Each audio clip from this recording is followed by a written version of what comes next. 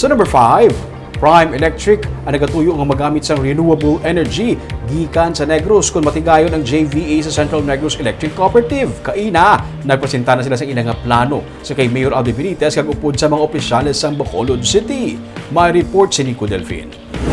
Ang mapanubo ang bilis ng kuryente, mapaiway ang masami brownout kagang paggamit sa renewable energy, pila lamang sa mga kondisyon ni Mayor Albi Benitez kung matigayon ang joint venture agreement sa tungasang Prime Electric Holding Incorporated kag Central Negros Electric Cooperative o Seneco.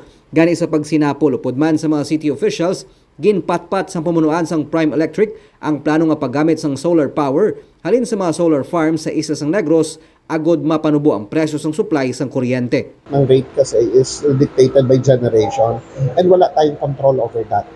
No? Because kung tataas ang coal, di tataas ang oil, di tataas ang rate. That's why we will try to shift it towards renewables para hindi na siya affected by this. But again, that cannot happen overnight. No? I mean, it will have to go through a process, medyo ano to. But yun lang, I mean, if there is one assurance na hinihingi, well, you have the assurance namin that, I mean, we are sincere in bringing change, positive change for the consumers.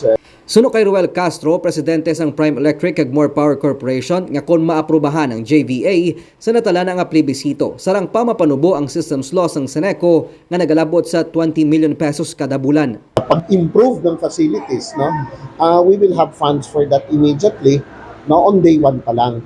So to bring down systems loss, you need the equipment. I mean, you need to, kung may mga transformers na mga loaded na, you have to replace that. A lot. I mean, a lot of equipment needed. Plus, as I was saying, yung conversion ng mga illegal to legal. So para kay Castro, nasabat nila mga palamangkotanon sang alkalde kag sang pila pa ka mga city officials kaangay sang luyag man matabo sa mga member consumers.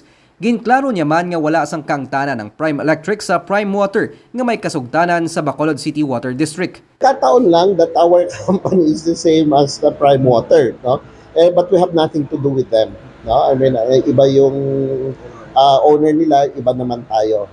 So I would say ang ano na lang siguro para hindi na ma-dispel masyado. I mean, learn more about what could, of course, may magkikriticize pa rin na yun nga daw sinasabi sa Panay, kami pa rin ang pinakamataas, which is wrong.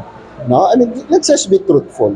Si Councilor Claudio Puentevella nagsiling nga nahang panyang bintaha kag disbintaha sa idalom sang napermahan nga JVA. Pero nakita niya man ang solusyon nga ginatanyag sang Prime Electric sa problema sa brownout kag systems loss nga nakaapekto sa serbisyo sang distribution utility. Sa aton nga simpo subong, sa aton sitwasyon subong, ang pinaka-best option naton is to have a partnership nga kung sadiin may mabulig sa aton Central Negros Electric Cooperative nga mag-improve sang aton diri nga power.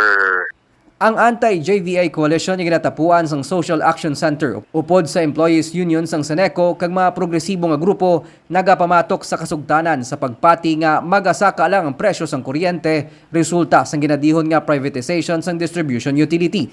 Nagakabalaka man sila sa palaabuton sa mga empleyado bisan pa nagpasalig ng Prime Electric nga tagaan sila sang prioridad nga makabalik sa obra.